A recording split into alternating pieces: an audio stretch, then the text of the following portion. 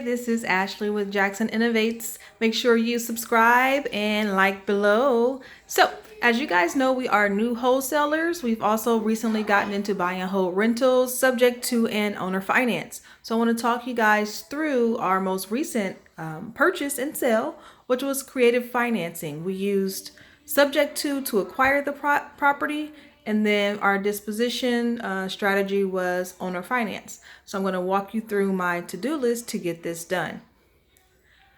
First, I'll give you a little bit of background information. We found this property with word of mouth. So it's very important that you do good business while you're in this business. I happen to have magnets on the side of my car. I was a principal at the time, and I went to one of my principal's meetings where another principal noticed the sign. She wanted to sell her home. I have a reputation of being trustworthy and hardworking and efficient. And she knew she wanted to sell fast when she did. So a few months later, she reached out to me and said that she was ready to sell.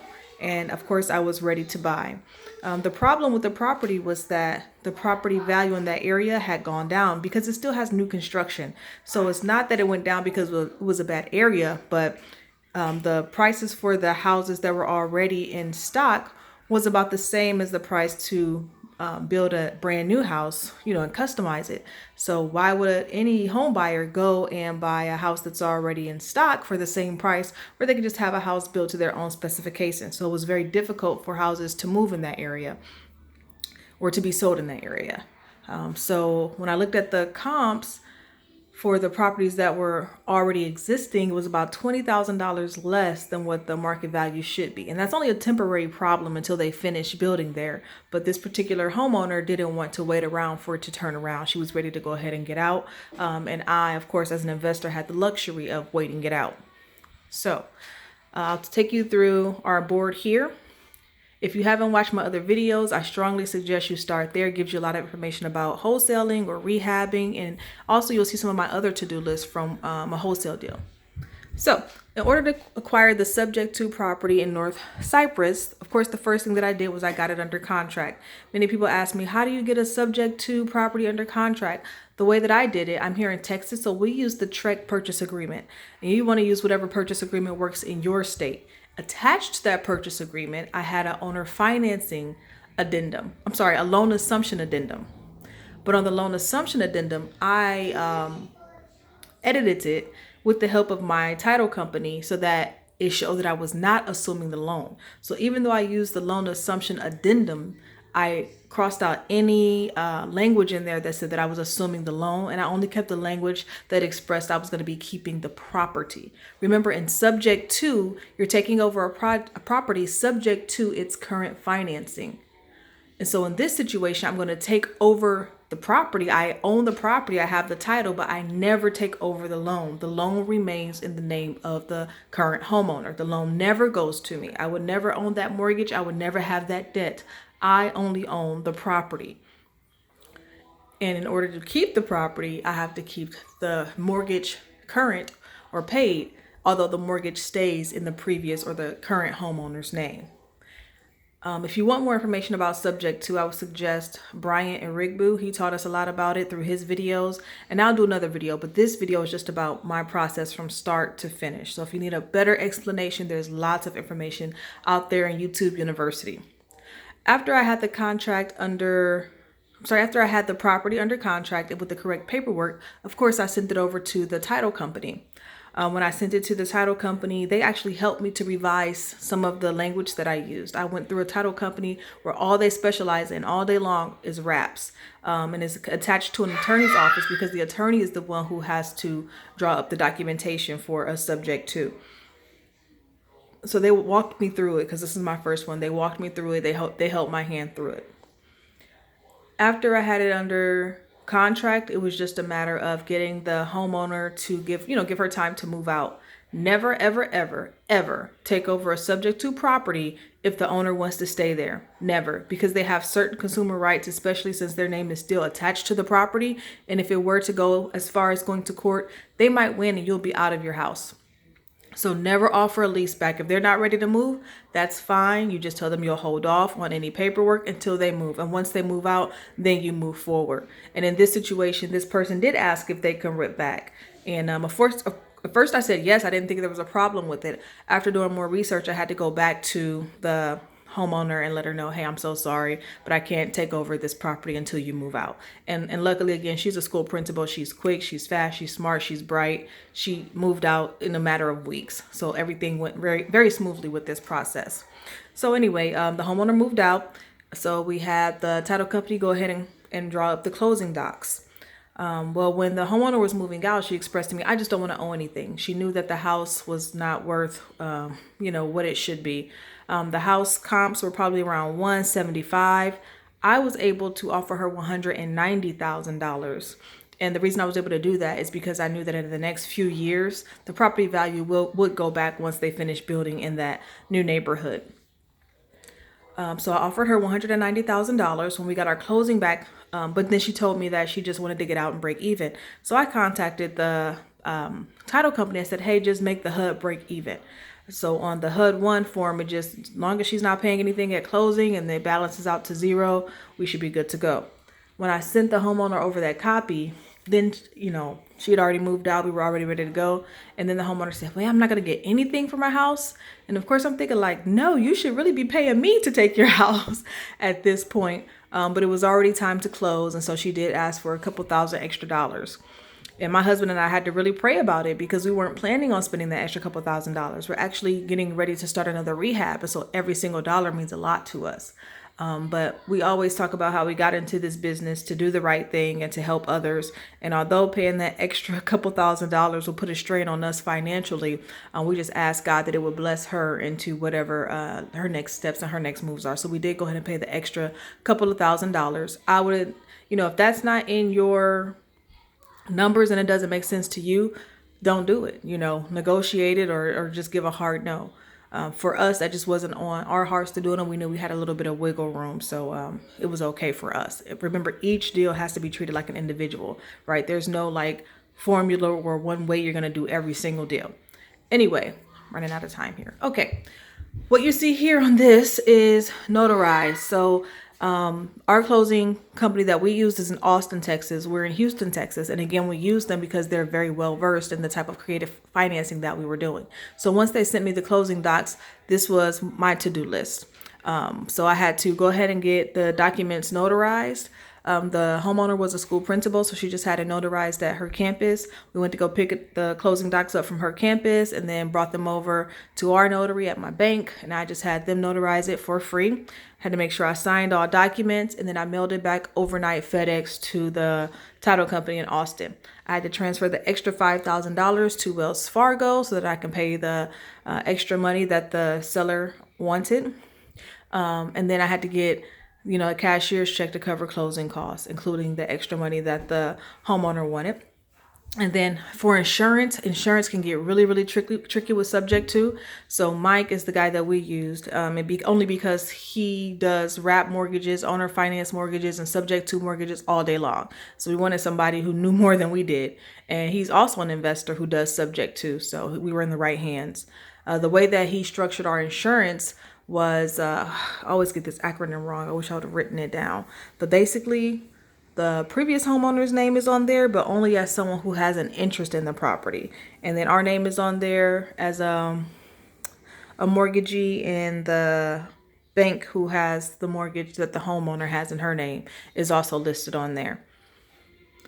Then after I sent in the closing docs and everything was funded, the house was empty, I had to market because I didn't have any buyers yet. So as soon as I got this property and it was in my name and I had it under contract, I started marketing everywhere. If you've watched my previous videos, I am the queen of marketing. I had so many people tell me, well, you're supposed to have your buyer first, because you have to go through an RMLO and they have to get approved. You're going to need time, and you just have to know what your strengths are. I know my strengths. I know I can market anything. I know I can get it. So which I did, obviously, you see the check marks. And when you're selling something for sale by owner or with owner finance, you're going to have a lot of realtors telling you, no, you need to get with me. You need to list it. But listen, once you've been in this game, even just a couple months, you'll see that a lot of realtors are lazy. They're lazy. They think if they just list it on the MLS and they're just waiting for phone calls to come in. But my marketing is aggressive. So I knew no realtor will outwork me. So there was no way I was going to use one. I had realtors calling me, are you going to use a realtor for this for sale by owner? And I would say, no. Oh, you mean not yet? You're not going to be able to sell it without a realtor. Watch, you'll be back. Just little smart remarks like that. I closed on this property May 24th. I closed by selling this property on May 31st. What is that, 6-7 days? So what does that tell you about my marketing? Now you name your realtors who can go out there and get it done that quickly. So if you're an investor, you got to have some hustle about you. Know what your strengths are. My strength is marketing. Anyway, so when we sold this, we sold it with owner financing on a wrap. And this was my little checklist. So I had to make sure I got a purchase agreement with the new homeowner or the home buyer. And then I used the owner financing addendum, as you see for number 2. And then I also had to add a HOA addendum because there was a mandatory HOA. And again, I'm in Houston, so all of this is on the TREC website for me. You need to use whatever you are supposed to use in your own state. And then we had to choose an RMLO, that's a residential mortgage loan officer. And what they do is, in Texas, we have something called the Dodd-Frank Act, and it's basically to protect home buyers. There were so many times when people were giving these predatory loans. They would loan money to people they knew could never pay it back, and their kind of business model was just to foreclose, collect another down payment for another buyer, foreclose, collect another down payment from a buyer. It was very predatory. So this Dodd-Frank Act protects buyers from predatory loans like that, and one way to protect yourself under the law is to use an RMLO. We were going through one. They moved so slow. Remember I told you I closed here on the 24th, then closed here on the 31st. I moved fast. And I think the RMLO we were working with wasn't used to someone who works as aggressively and as quickly as I do. And he didn't have his stuff together by the time it was time to close. So I reached out to John Rexford. And I suggest you guys check him out. He's on Facebook. He has a Facebook group called the 20K Club. And he helped me a lot through this. Also, Alrado Villarreal. He also helped us. And he is Avid Home Buyers on Facebook. Those two guys have so much knowledge about owner finance and subject to. So anyway, when the RMLO wasn't ready, I reached out to these guys and they showed me the Texas law or the property code that says as long as I do less than 3 subject tos a year, I don't have to use an RMLO. So good. Knocked him out of the equation because he was holding us up. I'm not going to say who he was. I'm sure he did his best. He just wasn't used to someone who moved as quickly as I did. We also had another buyer who was lined up to purchase this property. We were asking 20% down. We weren't getting as much hits as I needed as quickly as I wanted, so I brought it down to 10% down. The purchase price was $205,000, so with 10% down, it was about $20,000 down. So we had 2 buyers who were like in the same process of getting their things ready to purchase. And for me, it was whoever, even with wholesaling, when you guys see my videos, whoever puts down that earnest money deposit first is your house. I'm not going to tell you, hey, I got this other buyer. Come on. If you want it, if you have enough want to, you'll secure with EMD. And that's who I want. I want the person who has the most want to because they're going to move quickly at my pace. So we took 1% EMD, which was $2,000. The buyer put it down at title. And then we have, when you're doing a wrap, at least at the title company that we use, they want some additional information about the buyer, obviously, because I'm pretty much becoming a lender, right? And that's one of me and my husband's prayers. We always ask God to let us be the lender, not the one who needs to be borrowing. And we always ask God to let us be the debtor, not the one who's in debt. So that's a dream come true for us to become the bank in this situation. So anyway, we had to submit extra information to title. I will tell you, our buyer, he was a first-time home buyer. He was a bit nervous, so it took a lot of coaching, a lot of phone calls. He didn't have a realtor, and so he was trying to treat us as his realtor, almost like, asking a lot of questions. What about this? What about that? And I felt torn because I don't want to act as a broker. That's illegal. I'm not brokering a deal. I'm just a homeowner who's selling my house with owner financing. But on the other hand, I didn't want to leave him high and dry, with all of his questions because he was asking great questions. So I just kind of pointed him in the right direction. Like, hey, that's a question you might want to ask title, or that might be a question that you can just do a quick Google search on, so I helped him to become informed without me taking on that role, like as a realtor or as a broker, because I don't want to ever be accused of acting as one without a license. And so once we closed, he wrote his check to fund it to closing, and we were wired our money. So yes, in 7 days, I guess I only had to pay $5,000 for a $205,000 house, and then 7 days later I sold it with a $20,000 down payment, and I'll be making $200 a month cash flow on this property. No, $300 a month, I'm sorry, cash flow on this property. So not a bad deal, right? Today we had to make our first mortgage payment, and I'm not used to that because all of our rentals, are free and clear, and we have 100% cash flow. So this is my first time having to pay a mortgage on a property, but it is what it is. I would not want to do a lot of these only because I do know the market is at a peak right now. So that means it's going to only have to go down, and I don't want to be stuck with a bunch of mortgages to pay off when that does happen. This is just not a good time in the market to have to over leverage myself. Down here, you just see some rental information. Some of our rentals are, the renter was running late. So I'll just quickly go over these because this video really is supposed to be about subject to an owner finance. But I know you've been seeing this, so you probably want to know what it is. So we have a rental that's in East Cleveland. She wasn't paying her rent on time. She has sent a portion of it. So I collect mine via PayPal. So I don't cash it out until she does the entire rent. That way, if I have to, be that person who gets her evicted, I can't accept any money from her. So that money always stays in, I guess, an escrow in PayPal. So I was going to return the partial payment so I can go ahead and evict her, but then she ended up paying the rest of it. And then the $240 she still owes for late fees, which we gave her a quick extension for. We also had to give her a final notice to vacate. I was going to offer her cash for keys, meaning, hey, I won't evict you. Let me give you $200. Just move out, leave the house clean, and we're good to go. And then we had a showing scheduled for Sunday at 1 p.m. to go ahead and get another renter in there quickly. She is very lucky. We're giving her a great discount on this house. This house is beautiful, newly renovated.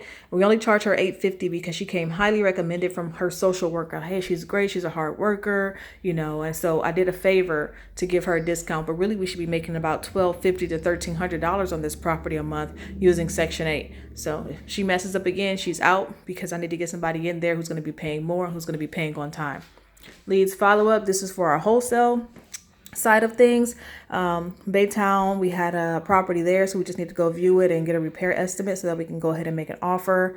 And then land trust demo list. This is something that we have in Ohio. So sometimes I look at the properties that are on the list for demo, and if I feel like it's one that I can move quickly, get sold quickly, or if I want to keep it and rehab it and use it for a rental, I usually look at those for some of my leads.